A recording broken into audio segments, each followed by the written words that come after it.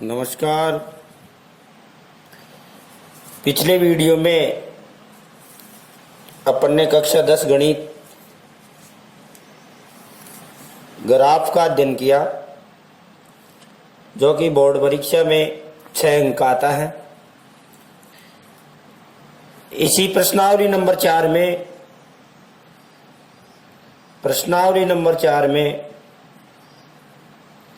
4.1 इसमें ग्राफ है और 4.2 जो एक्सरसाइज है, इस एक्सरसाइज में असमीकाएं हैं।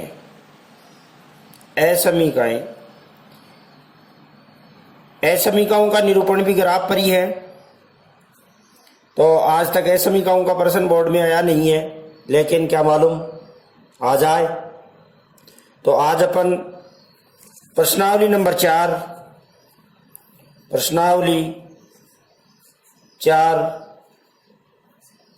दो रैखिक समीकरणों का आलेखीय निरूपण और असमीकाओं का आलेखीय निरूपण, जो ग्राफ अपन ने पिछले वीडियो में कंप्लीट कर लिया। अब अपन एक असमीका, जो प्रश्नावली नंबर 4 थी, ये प्रश्न अपन ने हल कर लिए थे पिछले वीडियो में 4.1 के। अब प्रश्नावली आती है 4.2। तो 4.2 में प्रश्न है कि निम्न असमीकाओं का आलेखीय विधि से हल समुच्चय दर्शाइए। हालांकि बोर्ड में प्रश्न नहीं आया है, लेकिन आ जाए। दूसरा प्रश्न भी यही है कि निम्न असमीकाओं का आलेखीय विधि से हल ज्ञात कीजिए। तो अपन इन असमीकाओं को हल करते हैं कि इनका छाया क्षेत्र किधर होगा। तो चलते इनमें से कोई सा भी एक प्रश्न ले लेते हैं, बाकी सबकी डिटेल में बता दूंगा कि कैसे हल करते हैं। जैसे निम्न असमीकाओं का आलेखीय विधि से हल कीजिए। तो पहला प्रश्न है, x is greater than equal to, x is greater than equal to, यानी x is greater than equal to, इसका अर्थ है कि x 2 से बड़ा और 2 के बराबर है।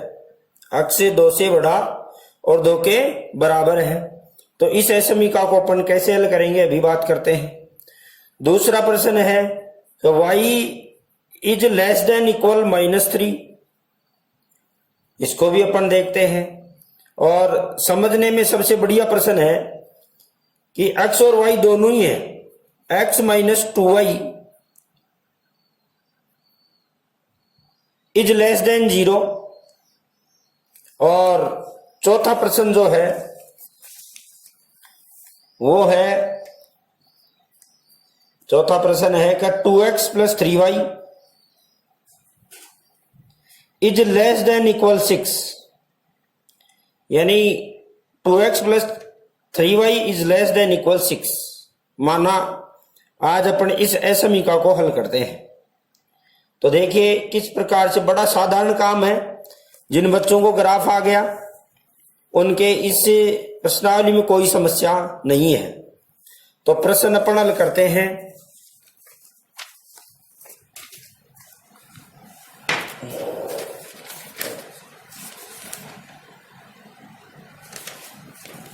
चार पॉइंट 2 का पहले का चौथा प्रश्न, 4.2 का पहले का चौथा प्रश्न। किताब निकाल लें, ग्राफ निकाल लें, प्रकार पेंसिल निकाल लें।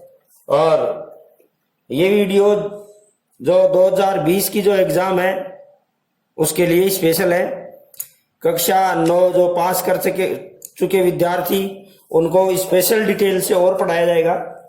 तो ये जो 2020 की एग्जाम लगेगी उन विद्यार्थियों के लिए बहुत ही फायदेमंद है। हालांकि अगर दिमाग लगाएं तो उन बच्चों के लिए भी फायदेमंद है जो 9वीं पास कर चुके हैं, क्योंकि प्रश्न ऐसे ही आने हैं। 9वीं वालों को एग्जाम्पल और बताएंगे और थोड़ा डिटेल से लेंगे, क्योंकि इनका तो पढ़ा हुआ है मामला, तो उनके लिए ये स्पेशल क्लासेस है।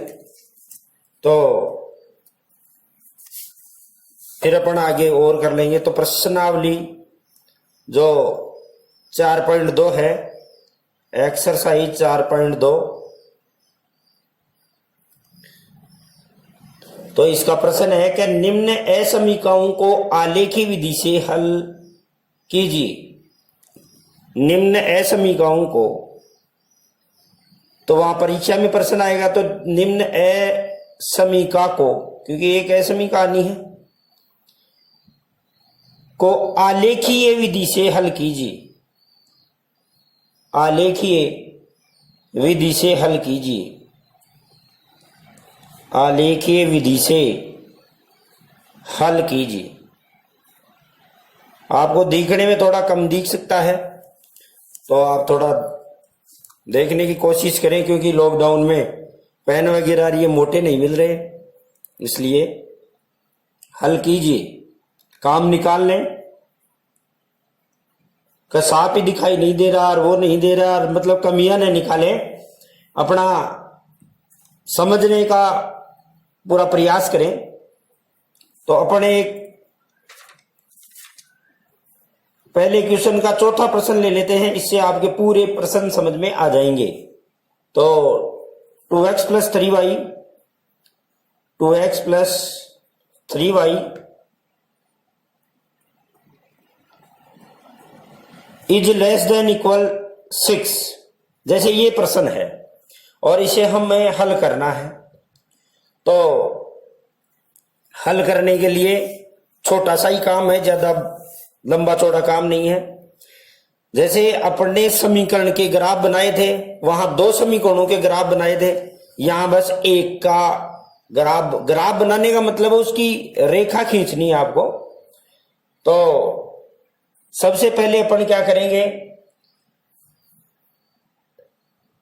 नंबर 1 ये काम करेंगे, दी गई असमीका को, दी गई असमीका को, दी गई असमीका को समीकरण रूप में लिखने पर, समीकरण रूप में लिखने पर दी गई असमीका को सबसे पहले अपन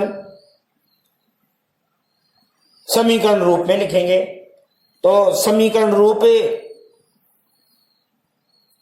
कोई नया रूप नहीं है, बस लेस देन ग्रेटर देन के नीचे इक्वल है, इक्वल का मतलब बराबर, बराबर 6। तो ये हमारा समीकरण बन गया, ये हमारा क्या बन गया, समीकरण। बस लेस देन ग्रेटर देन इनको हटा के बराबर का चिन्ह लगाएं, क्योंकि समीकरण में 2 पक्ष होते हैं, बायां पक्ष और दायां पक्ष, बीच में बराबर का चिन्ह।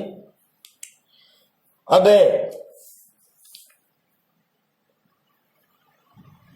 इस समीकरण की लाइन यहां खींचनी है। अपन ग्राफ को 4 भागों में बांट लेते हैं। जहां हमें ग्राफ बनाना है उस स्थान को अपन 4 भागों में बांट लेते हैं, जैसे ग्राफ में बांटा था। और जिनके ग्राफ कम समझ में आया, अभी एक लाइन तो अपन खींचेंगे ही और समझ में आ जाएगा। तो ये हमारा एक्स एक्सिस है, एक्स डैश, वाई डैश, पैमाना,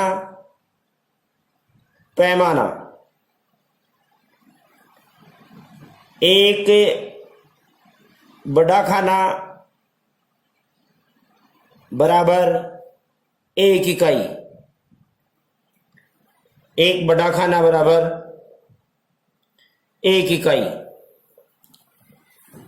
या 1 सेंटीमीटर बराबर 1 इकाई लिख दें।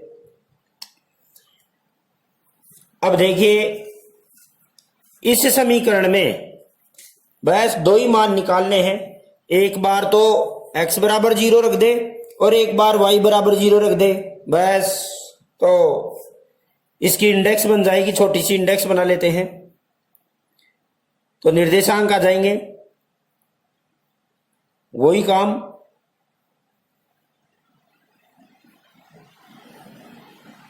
दो ही मान पर्याप्त हैं,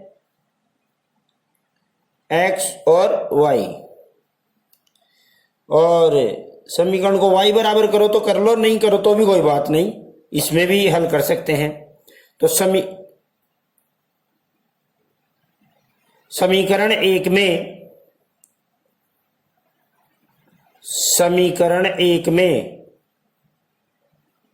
में x बराबर 0 रखने पर रखें, ये रहा समीकरण। 2x प्लस 3y बराबर 6 है। इसमें x की जगह शून्य रख दें तो प्लस 3y बराबर 6, y बराबर 6/3, देन y बराबर 2। भाई 3 इधर गुणा में था, इधर आते ही क्या हो गया, भाग में, समीकरण में। और 2 को 0 से गुणा किया तो 0 बन गया। तो 3y बराबर 6, 6 में 3 का भाग दिया तो y बराबर कितना आया, 2। तो x का मान 0 रखा तो y का मान कितना आया भाई, 2। x का मान 0, y का मान 2। मान लो ये a निर्देशांक आ गया 0, 2, ठीक है। दूसरा समीकरण में y बराबर 0 रख दे बस, दूसरा मान। तो समीकरण एक में y बराबर 0 रखने पर रखते हैं भाई। तो देखो 2x प्लस 3 इंटू 0 बराबर कितना है, 6। यानी 2x प्लस 3y की जगह 0, तो ये हो गया 0। तो 2x बराबर कितना हुआ भाई, 6। तो x बराबर 6/2, 6 भाई ये x के 2 गुणा में है, इधर आते ही क्या हो जाएगा, भाग में। तो x का मान कितना है भाई, 3। x का मान 3, 3 दूनी 6, 2 का भाग दे दिया 6। तो y बराबर 0, और x बराबर कितना आया, 3। तो y का मान तो कितना, 0, और x का मान कितना आया, 3। ये माना बी निर्देशांक है, 3 और 0। अब पहले ये लाइन खींच लेंगे अपन, a निर्देशांक और b निर्देशांक को मिलाती हुई। तो देखते हैं भाई a निर्देशांक कितना है, 0, 2। तो इधर ग्राफ में अपने 0, 2 लड़कों, ये मूल बिंदु है, इसके निर्देशांक 0, 0 है, इसके निर्देशांक 0, 0 है। और a चाहिए में 0, 2, x का मान 0 और y का मान 2, x का मान 0 और y का मान 2। तो x का मान 0 यही है, y का मान 2 ऊपर की साइड में है, 1, 2। तो ये निर्देशांक है, वो a है, ये निर्देशांक a है, और इसका मान है 0 और 2। थोड़े मोटे लिख देता हूं दिखने के लिए। दूसरा निर्देशांक हमारा b है, 3,0।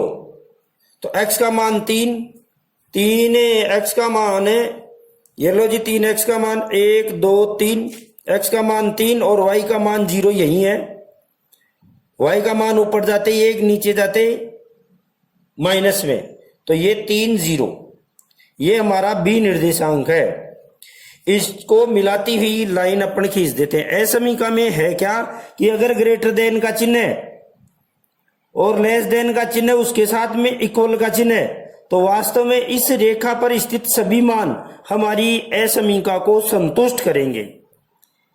इस रेखा पर स्थित सभी मान हमारी असमीका को संतुष्ट करेंगे। अभी अपन उसका कैलकुलेशन बाद में देखते हैं।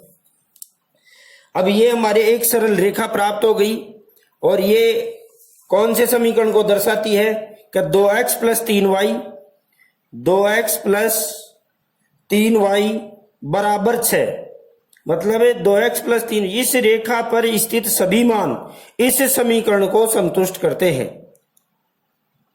सही, जैसे 0 और 2 की बात कर लें, इस रेखा पर स्थित मान है, तो 2 का मान, x का मान 0, y का मान 2, तो तो 2 को 0 से गुणा किया तो 0 बन गया, 3 को 2 से गुणा किया तो कितना है 6, 6 के 6 बराबर है ना। इस प्रकार समीकरण को संतुष्ट करता है, प्रत्येक मान ही करता है। जैसे ये बिंदु है, इसके निर्देशांक अपन ज्ञात करके और इसमें रखें तो कर सकते हैं। चलो अब हल क्षेत्र की बात करें कि हल क्षेत्र किधर होगा। तो हल क्षेत्र के लिए अपन नंबर 2, 1 नंबर बात तो ये ज्ञात करी ही। नंबर 2 लगा के हल क्षेत्र के लिए अपन क्या करते हैं, मूल बिंदु के निर्देशांक लिखते हैं इस असमीका में। यदि असमीका को ये मूल बिंदु के निर्देशांक संतुष्ट करते हैं तो हल क्षेत्र मूल बिंदु की ओर होगा, और यदि संतुष्ट नहीं करते तो हल क्षेत्र हमारे मूल बिंदु के विपरीत ओर होगा। देखते हैं कैसे। असमीका में नंबर 2, असमीका में असमीका कौन सी असमीका, ये वाली 2x plus 3y is less than 6 में मूल बिंदु के निर्देशांक 0 0 रखने पर चलो 0 0 रखते हैं तो 2 इंटू x की जगह भी 0 और प्लस 3 इंटू y की जगह भी 0 इज लेस देन 6। तो ये क्या हो गया, 0 प्लस 0 यानी 0 ही हो गया, 0 और ये भी 0। तो 0 6 से छोटा है, इसका अर्थ है कि 0 छोटा है 6 से, 0 छोटा है 6 से। तो 0 छोटा है 6 से, तो ये बात सत्य है या असत्य? 0 तो छोटा ही है 6 से, सत्य है। तो अगर सत्य है तो हल क्षेत्र हमारे मूल बिंदु की तरफ होगा, और अगर असत्य है तो मूल बिंदु के विपरीत ओर होगा, क्योंकि ये लाइन ग्राफ को 2 भागों में बांटेगी। एक भाग मूल बिंदु की तरफ होगा, ये रहा मूल बिंदु, और एक भाग मूल बिंदु के विपरीत ओर होगा। तो जो सत्य है वो मूल बिंदु की ओर, और जो असत्य है वो मूल बिंदु की विपरीत ओर। मतलब साचे आदमी को पास में और झूठे आदमी को दूर। जो कि सत्य है, जो कि सत्य है, अतः हल क्षेत्र मूल बिंदु की ओर होगा, मूल बिंदु की ओर होगा। बस अब हल क्षेत्र मूल बिंदु की ओर दर्शाना है तो तरीका है कि हल क्षेत्र इधर है, किस साइड में भाई, इस साइड में है। तो आप ऐसे निशान लगा सकते हैं कि मूल बिंदु की तरफ है, और इसको पेंसिल की नोक से ऐसे अच्छे से दर्शा दे कि भाई यह हल क्षेत्र है, वो इस ओर है। आराम से कर ले।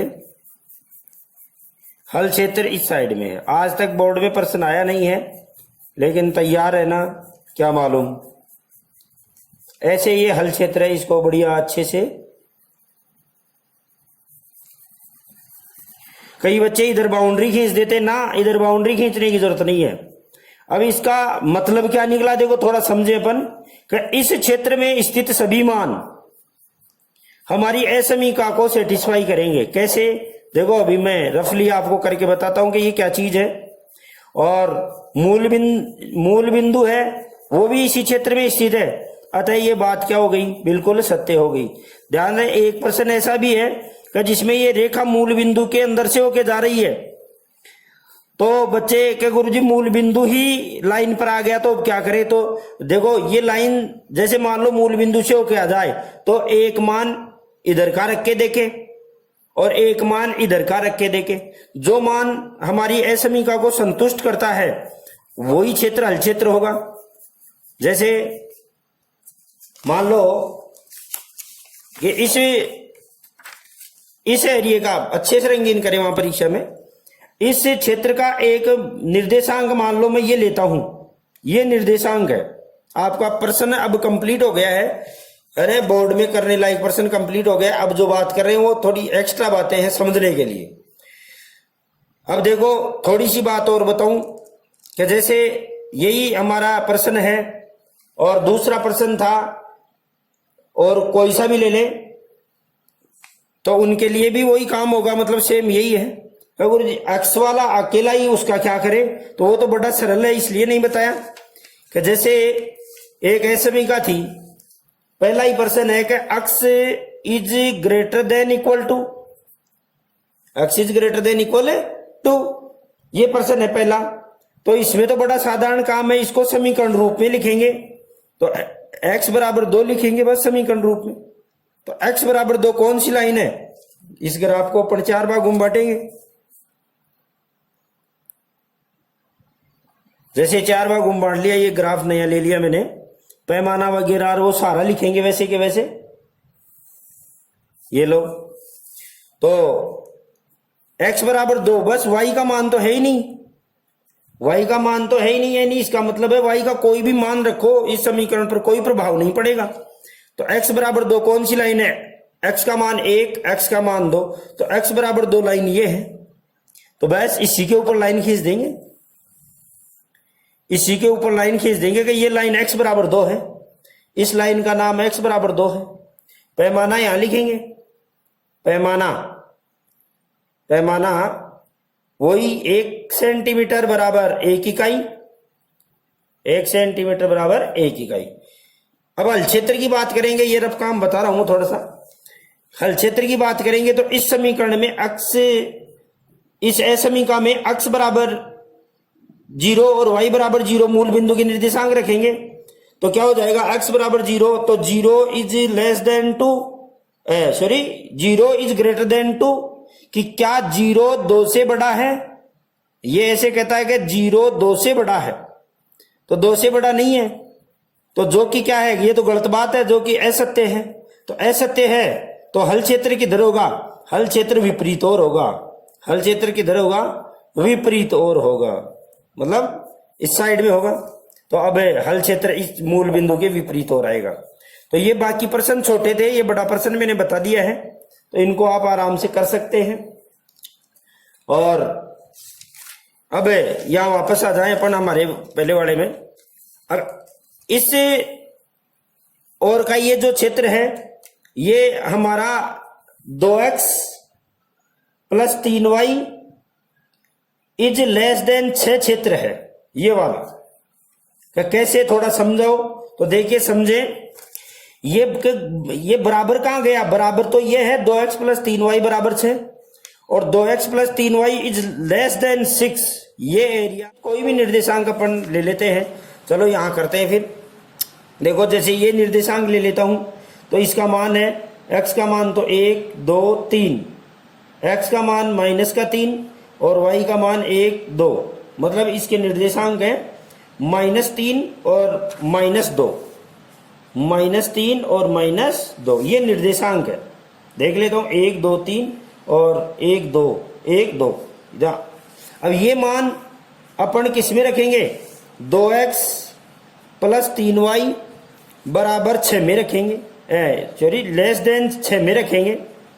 तो रख के देखो, देखे तो इधर वाले मान है वो 6 से छोटे ही आएंगे, तो लिखो 2 into -3 plus 3 into -2 is less than 6, तो 3 दूनी -6, 3 दूनी -6 इज लेस देन 6, 6 से कितना हो गया -12 6 से छोटा है, जो कि सत्य है, वास्तव में छोटा है।